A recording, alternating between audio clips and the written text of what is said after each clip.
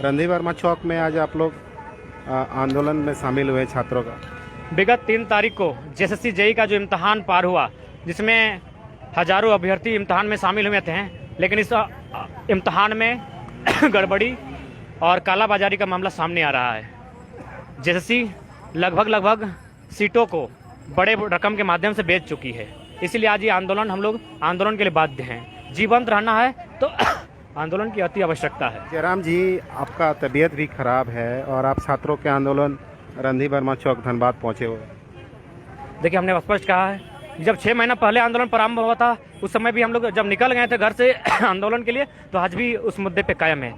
जब तक जीवन थे, सांस है, हमारा मकसद है आंदोलन करना, झारखंड के हित में लड़ना, झारखंड के युवाओं के हित में लड़ना। उसी के उद्देश्य के साथ आज हम लोग यहाँ आए हैं। आज जेएसएससी का जो मामला आया है, आप स्वयं देख सकते हैं, ये स्क्रीनशॉट है हमारा, जिसको हम लोग प्रिंट करके निकाले हैं। आंसर शीट पहले से वायरल हो चुका था। पहले क्वेश्चन शीट वायरल होता था, क्वेश्चन, अब इस बार आंसर शीट वायरल हो चुका है। तो सबसे पहले हम लोग जेएसएससी से मांग करते हैं कि आप इस मामले की उचित जाँच करें, और दूसरी बात, मामले की सत्यता में अगर प्रमाणित होता है तो इस इम्तहान को रद्द किया जाए। क्योंकि अभी तक सैकड़ों अभ्यर्थी लगातार ट्विटर के माध्यम से, अपने सोशल मीडिया अकाउंट के माध्यम से अपनी असहमति जता चुके हैं कि जेएसएससी जेई में बहुत बड़ी उलटफेर, बहुत बड़ी घपलाबाजी हुई है। कहीं ना कहीं ये उन छात्रों के लिए दुख का विषय होगा जो लगातार रांची घरों में पढ़ाई कर रहे हैं, अपने घर से इस उम्मीद के साथ निकले हैं कि एक छोटी सी नौकरी लेकर घर आएंगे, लेकिन फाइनली उनके पास कुछ नहीं बचा है। कई लोग तो ऐसे कह रहे हैं कि हम आत्मदाह कर लेंगे, हम अपने आप को सुसाइड कर लेंगे। हम उनसे कहेंगे ये मरने का नहीं, मारने का समय है। मारना होगा उनको जो हमारे लिए गलत नीतियां बना रहे हैं। उन्हें 2002 में जो मणिपुर में हुआ था, मणिपुर में विधानसभा को जलाया गया था। आज राज्य में जरूरत है जेएसएससी, अगर जरूरत पड़े तो विधानसभा को जलाया जाए, क्योंकि जो हमारे लिए मौत का फरमान लिखेगी, उस विधानसभा को रहने का अधिकार नहीं होना चाहिए, उस जेएसएससी को रहने का अधिकार नहीं होना चाहिए। जो हम धीरे धीरे बोलिए। जो हमारे लिए मौत का फरमान लिखेगी, जो हमारी यूथ के लिए मौत का फरमान लिखेगी, उस जेएसएससी की कोई आवश्यकता नहीं है। उसे उखाड़ कर, युवाओं को चाहिए जार की सत्ता के तर्ज पर उसे उखाड़ कर फेंक दिया जाए। जो हमारे लिए नहीं वो किसी के लिए नहीं, जो हमारे लिए नहीं वो किसी के होने से। बाहरी राज्यों का यहाँ कोई हस्तक्षेप नहीं होना चाहिए। ये सेंट्रल वैकेंसी नहीं है, ये राज्य की वैकेंसी है। परीक्षा कोलकाता में हो रहा है। बहुत घटिया, बहुत घटिया राज्य झारखंड, बहुत घटिया राज्य झारखंड। ये आदिवासी मूलवासी का चेहरा मात्र है। केवल यहाँ के झारखंड के लूटने आए हैं ये लोग, कोयला लूट रहे हैं। कोल्हान का मंत्री यहाँ रात को कोयला चोरी करने आता है। मुख्यमंत्री का सगा रिश्तेदार यहाँ रात को काला सीधा चढ़ा गया, बाघ मारा, कोयला चोरी करने आता है। इन लोग को छात्र से कोई मतलब नहीं है, इन लोग को छात्र के हित से कोई मतलब नहीं। क्यों कोलकाता सेंटर जाएगा? यहाँ का इम्तिहान है, यहाँ का होगा। अब पहली बात, ये सीबीटी कंप्यूटर बेस्ड टेस्ट था। कंप्यूटर बेस्ड टेस्ट का मतलब कंप्यूटर एग्जाम होना चाहिए। आप पेपर में लेने लगे, स्पष्ट पेपर सेटिंग हो सकता है, ऑनलाइन आप सेटिंग रोक सकते हैं, पेपर सेटिंग होगा, सेटिंग हुआ है। ये बेईमानों की सरकार है। अब तक जो सरकारें बने, सब सरकारें एक जैसी हैं, यह भी उसी को दोहरा रही है। झारखंडियों का भला एकदम नहीं जाती। इन्हें कोयला लूटना है, इन्हें अपनी पत्नी के नाम में लीज लेना है, किसी के नाम पे पट्टा है, किसी के नाम में कोयला, और खुद के नाम में पट्टा। अच्छा, ये प्रश्न लीक जो हुआ है, कौन किया है, कुछ जानकारी है आपको? हम लोग स्टूडेंट हैं, पढ़ने वाले हैं, एक नंबर वायरल हुआ है, उसका हम लोग फोरेंसिक जांच की मांग करेंगे। कौन सा नंबर से वायरल? वैसे नंबर है क्या? नंबर है, नंबर है,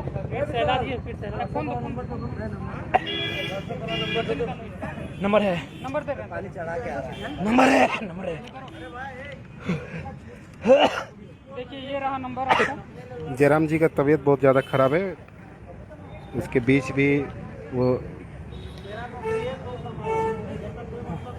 देखिए ये रहा नंबर, इसमें फोरेंसिक जांच किया जाए, इसके फोरेंसिक जांच किया जाए और सत्यता की पुष्टि किया जाए। इसको सत्यता की पुष्टि किया जाए, इसको जांच किया जाए। लास्ट में हथियार उठाने के अलावा नक्सली गलत नहीं है, कोई गलत नहीं नक्सली। हम पीर टांड के इलाकों में 12 बजे रात को जाते हैं, कभी डर नहीं लगता है। नक्सली डर नहीं लगता है, डर इस सरकार से लगता है, डर इसे जेएसएससी लगता है, डर इनसे लगता है कि कब ये हमारे खिलाफ सिस्टम, कब ये कलकत्ता सेंटर दे देंगे और कब ये टीचर की बहाली में पूरे भारत के नागरिकों का आमंत्रण देंगे। सच बोल रहे हैं, आज डर जितना प्रशासन से लगता है, जितना पुलिस से लगता है, जितना मंत्रियों से लगता है, उतना एक नक्सलवादी उग्रवादी से डर नहीं लगता है। हम जाते हैं पीर टांड के जंगलों में फुटबॉल खेलने, हम लोग रात को जाते हैं, डे नाइट, एक पैसा डर नहीं लगता है, कभी डर नहीं लगा है। आज डर इनसे लगता है। ये नक्सली से भी बुरे लोग हैं जो संविधान की आड़ में हमारे राज्य को खोखला कर रहे हैं, हमारे राज्य के जो युवा हैं उनके भविष्य को खोखला कर रहे हैं। इसीलिए आज अरे भाई ऐसे तो मर रहे हैं यार, नक्सली बन के मरो, उग्रवादी बन के मरो, अलगाववादी बन के मरो, मर जाओ, लेकिन अब हथियार का वक्त आया है। क्योंकि डॉक्टर अंबेडकर ने भी कहा था संविधान अच्छा बुरा नहीं होता है, संविधान को चलाने वाला अच्छा होगा, संविधान अच्छा होगा, संविधान को चलाने वाला बुरा होगा, संविधान बुरा होगा, संविधान बुरे लोगों के हाथों में है। आपका तबीयत खराब है, आप हम जयराम जी का स्पीच रोक रहे हैं, उनका तबीयत बहुत ज़्यादा खराब है। हम छात्रों से बात करते हैं। कौन है? हम छात्र से बात करते हैं। जयराम जी का तबीयत खराब है, इसलिए उनका स्पीच जो बयान है वो रोक रहे हैं। हाँ, वो बेचारे देख ले, आप तो देखे ही हैं कि वो कितना एक्टिव है। अभी हम लोग बहुत देर से खड़ा थे, पर वो आदमी को पता चला, तुरंत आ गया। तबीयत खराब है, वो आदमी अभी पानी चढ़ा के अपने आ रहा है और यहाँ हम लोग को सपोर्ट किया है। बस हम लोग का यही कहना है कि जो पेपर लीक हुआ है इसको तत्काल एकदम प्रभावित रूप से इसको स्टे लगाया जाए और न्यायिक जांच किया जाए, और जांच करने के बाद जो है इसको पूर्ण रूप से अगले बार जो एग्ज़ाम है उसमें पूरा पारदर्शिता का साथ एग्ज़ाम कराएं। और हम लोग के साथ कब एग्जाम हुआ था? हम लोग को ये 3 जुलाई को एग्ज़ाम हुआ था, जिसमें विभिन्न सेंटर बनाया गया था, बोकारो, रांची, जमशेदपुर, टाटा, बहुत सारे। कोलकाता में भी बनाया था क्या? हाँ हाँ हाँ, वहाँ झारखंड का परीक्षा अब कोलकाता में हो रहा है पहली बार? झारखंड का परीक्षा कलकत्ता में हो रहा पहली बार। ये तो सरकारी बता सकते हैं क्यों ऐसा कर रहे हैं। ऐसा तो कभी हमने नहीं सोचा कि किसी स्टेट लेवल का एग्ज़ाम जो है किसी दूसरे स्टेट में एग्ज़ाम होता, ऐसा कभी हुआ नहीं। पर अगर ऐसा हुआ है तो वो तो फिर उन्हीं लोग का कुछ मतलब आइडिया होगा। या तो ये जो आप लोग प्रदर्शन कर रहे हैं सिर्फ धनबाद में ही हो रहा है कि झारखंड में और भी? नहीं सर, ये अभी हम लोग धनबाद में कर रहे हैं, ये दुमका में भी हो रहा है, ये रांची में भी हो रहा है, और ये अभी हम लोग का प्लान हो रहा है। अभी हम लोग सबसे कोऑर्डिनेट हो रहा है और करने के बाद हम लोग रांची में एक दिन महाविशाल धरना प्रदर्शन हम लोग करेंगे। तो आप लोग पढ़ने हम लोग का ये शांतिपूर्वक रहेगा। हम लोग सरकार से बहुत उम्मीद लगा के बैठे हुए, सरकार वाकई में बढ़िया है। पहले बहुत अच्छे हम लोग का जितना भी डिप्लोमा का बहाली आया है ये सरकार ही दिया है। तो बस उनसे रिक्वेस्ट है ये पूरा पारदर्शिता के साथ गरीब भविष्य जो छात्र लगातार जो परीक्षा रद्द करने की मांग को लेकर आंदोलन कर रहे हैं।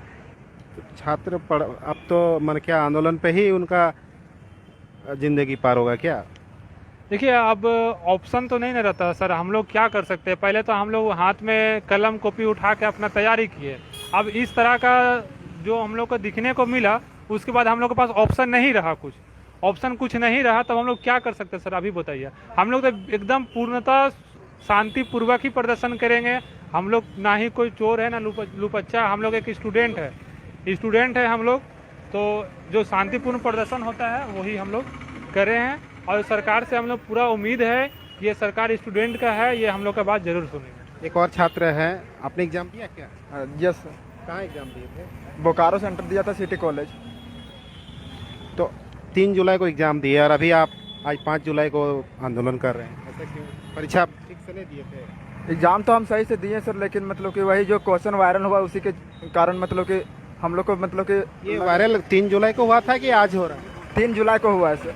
परीक्षा से पहले?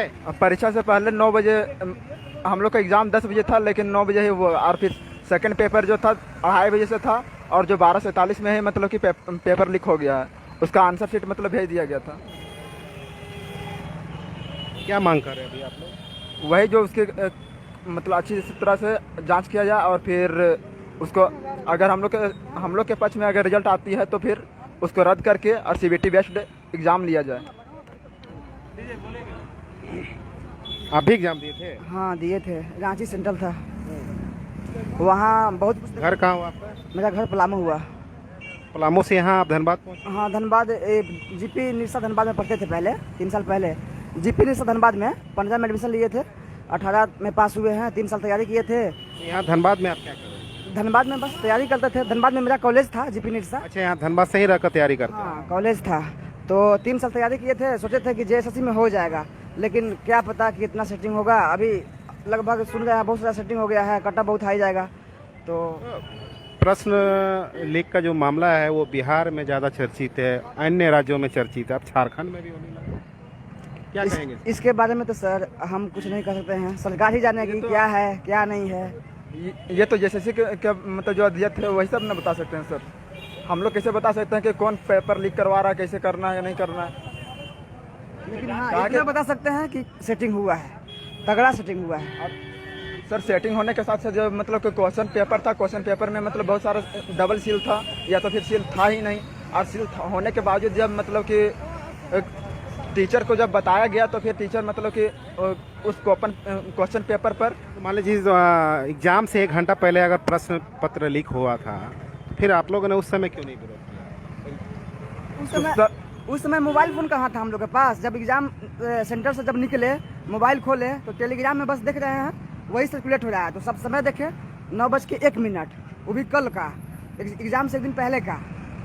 तो इससे स्पष्ट है।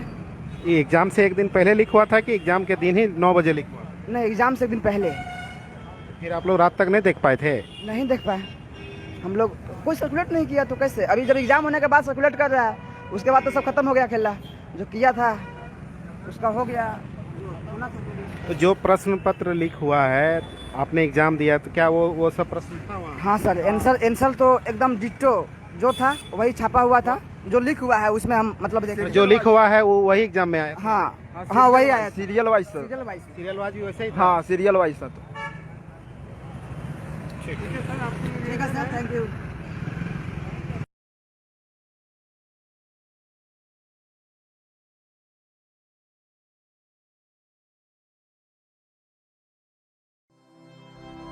स्टडी IQ IAS, अब तैयारी हुई अफोर्डेबल।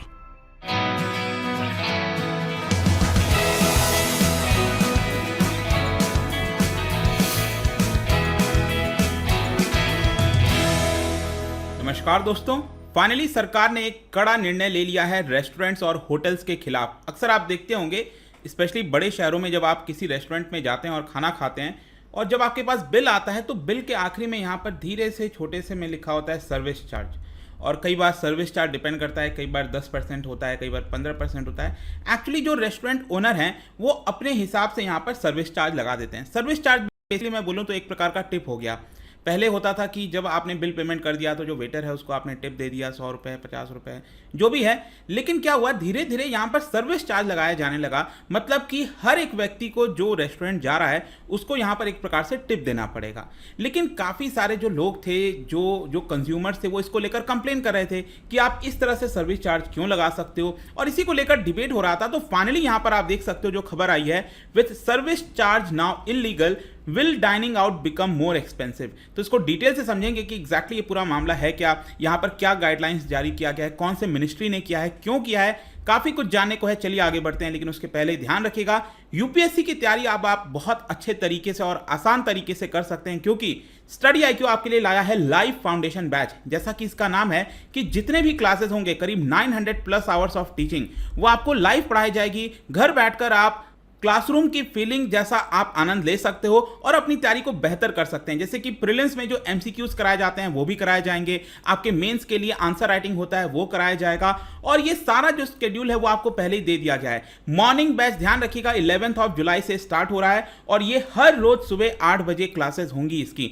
मान लीजिए अगर आपको मॉर्निंग बैच में नहीं ज्वाइन करना है, इवनिंग बैच करना है, तो वो भी क्लासेस स्टार्ट हो गई हैं 20 जून से, और उसके पहले के वीडियोस भी आपको मिल जाएंगे, रिकॉर्डेड फॉर्म में भी हो जाता है, बाद में आप चाहो तो भी देख सकते हो। और ये जो पूरा कोर्स है दोस्तों, देखिए काफी अफोर्डेबल बनाने की कोशिश की गई है।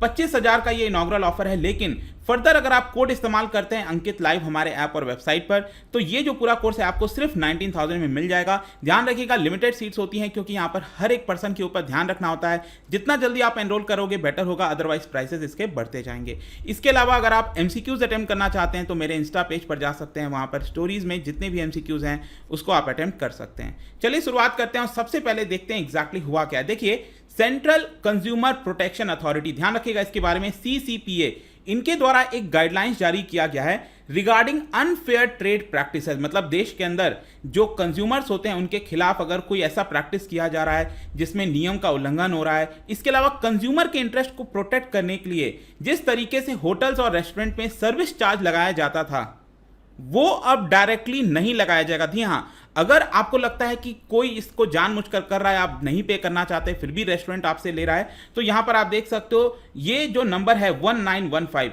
इसके नंबर पर कॉल कर आप कंप्लेन भी कर सकते हैं उस रेस्टोरेंट के खिलाफ। तो एक काफी बड़ा कदम है। और मैं आपको वापस से बता दूं, मान लीजिए अगर आपने 1000 रुपए का खाना खाया तो 1000 रुपए मान लो आपका टोटल बिल हुआ, और इसके ऊपर आपको पता ही है कि यहाँ पर जीएसटी देना होता है 5%, तो 1000 रुपए 1050 रुपए यहाँ पर आपका टोटल बिल होना चाहिए। लेकिन यहाँ पर क्या करते हैं ये लोग, 1000 रुपए पर मान लीजिए 100 रुपए एक्स्ट्रा सर्विस चार्ज लगा देंगे। मतलब अब आपका जो बिल है वो 1100 प्लस 5% ये टोटल हो जाएगा। तो ज्यादा पेमेंट करना होता था, और इसी की वजह से ये पूरी प्रॉब्लम हो रही थी। और यहां पर आप देख सकते हो ये जो बॉडी है वो आपको पता होना चाहिए कि सेंट्रल कंज्यूमर प्रोटेक्शन अथॉरिटी, ये बॉडी कब बनी थी, इसका भी एक कहानी आपको याद हो, 2020 में जब कोविड पैंडेमिक चल रहा था, तो आपको याद होगा उस समय सरकार ने जो जीएसटी है रेस्टोरेंट में उसको घटा दिया था। पहले क्या होता था, रेस्टोरेंट्स के अंदर अगर आप जाकर खाना खाते हो, खाना लेते हो, तो वहाँ पर 18% जो है जीएसटी लगाया जाता था, 12%, और अल्कोहल वाले जो होते हैं रेस्टोरेंट्स वहाँ पर आपको 28% कई बार देना होता था। तो इसको लेकर भी कंप्लेन हो रहा था कि बहुत ज़्यादा जीएसटी है। तो सरकार ने कहा कि चलो हम इसको पूरी तरह से गिराकर 5% कर देते हैं। उसमें भी अलग पीछे का बैकग्राउंड है कि जो इनपुट टैक्स क्रेडिट है वो अब नहीं मिलेगा रेस्टोरेंट ओनर्स को, एक पूरा अलग मामला है। लेकिन सरकार ने इसको एक प्रकार से यूनिफॉर्म कर दिया हर जगह कि सिर्फ 5% रेस्टोरेंट के अंदर जो जीएसटी है वो लगाया जाएगा। तो जब ये जीएसटी कम हुआ, 18% से डायरेक्टली 5% कर दिया गया, तो यहां पर यह देखा गया कि क्या जो रेस्टोरेंट्स हैं, कुछ रेस्टोरेंट्स क्या कर रहे थे, दाम ही बढ़ा दे रहे थे। और इसको रोकने के लिए सरकार ने यहां पर यह बॉडी स्टैब्लिश की थी कोविड के दौरान, सेंट्रल कंज्यूमर प्रोटेक्शन अथॉरिटी। तो ये जो गाइडलाइंस अभी जारी किया गया है वो इन्हीं